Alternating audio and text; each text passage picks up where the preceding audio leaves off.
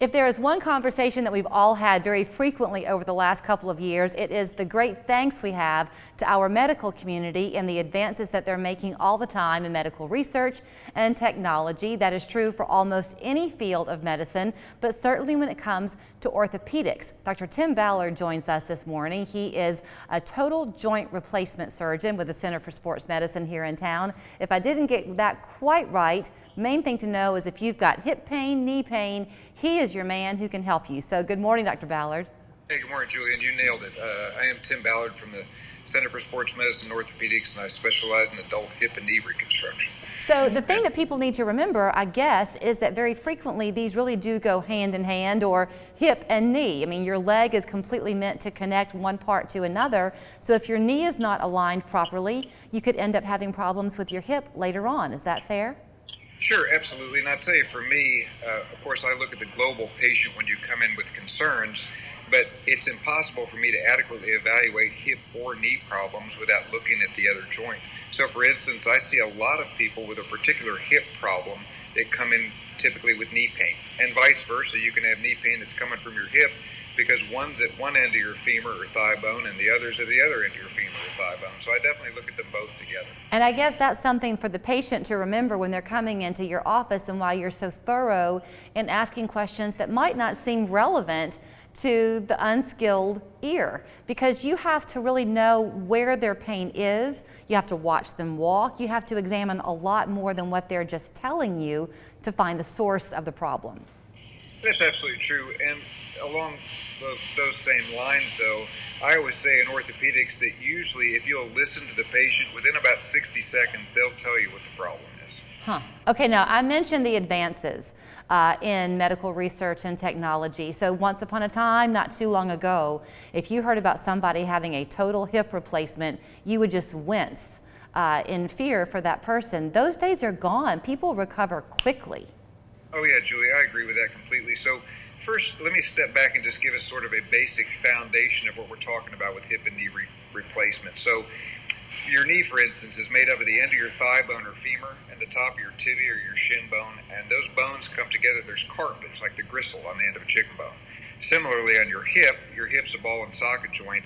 Those two bones come together, there's cartilage there as well. And that cartilage doesn't show up on x-ray. So I can see a dark space between the bones on just a regular plain x-ray.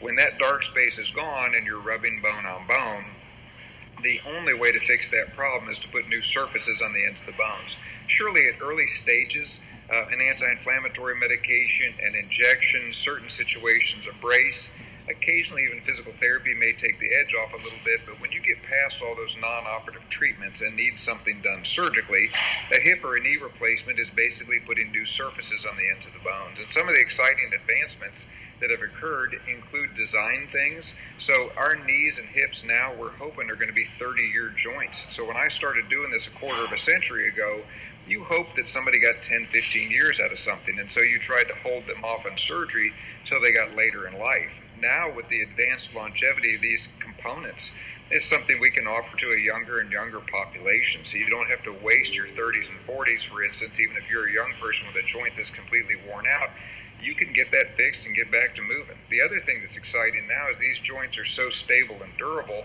that I let people do advanced activities. So I have a guy that's a karate instructor. I have a guy that's won multiple Ironman competitions and travels around the world. I have a guy that's a tennis instructor. I can go on and on with different things. Plus, I've had women with hip replacements that had babies afterwards. So they don't stop your life. They let you get back to life. Now, one of the other big improvements that's happened for us is how quickly people recover from these things. As you touched on, when I was a resident 100 years ago, longer than I did, we typically had people in the hospital for 7 or 8 days. Then when I got into practice here in the late 90s, we were happy to get under the 4-day mark. It was a big trick when our length of stay got less than 4 days. Now, routinely, my folks go home from the hospital in less than 24 hours, and I'll probably have half of them that go home the same day. And that's really exciting, and that's a collaborative effort, not only between surgical techniques, but also physical therapy and our colleagues in anesthesia. So my anesthesiology colleagues now do all kinds of certain blocks and different techniques to help you with pain control and help you get back to activity quickly. So Probably half of my folks have surgery that they don't even go to sleep for it now. And we get you up walking right away because before I let you go home, you have to be able to get in and out of the bed, on and off the toilet, up and down a few stairs, and walk about 400 feet. And what's really remarkable about that is about half of my folks are doing that the same day and going home with a new hip or a new knee. So it's all very exciting. You've got a lot of people out there who are kicking their legs right now at the idea of being able to have that kind of good news from you. We have less than a minute left. Is the best thing for people to do call the office? You have so many surgeons there. Should they ask for you specifically, or when they call and describe their pain, they'll be assigned the correct surgeon for them? Of course, I'm always honored to have somebody call and ask for me, but if you call 423-624-2696 at our Center for Sports Medicine and Orthopedics, they will help direct you the right way. So whereas I'm a hip and knee reconstruction specialist, we have specialists in every area of the musculoskeletal system, be that spine, foot and ankle, hand, upper extremities, shoulder, sports medicine. You don't have to know who to ask for. If you call the desk, we'll point you the right direction. And I'm going to give you a big pat on the back for the final words, because he was late to the interview this morning because he was in surgery and stepped out to find a few minutes to call us. So thank you so much, Dr. Ballard. Thank you so much, Julie. It's my privilege to talk to you. Have a great day. You too.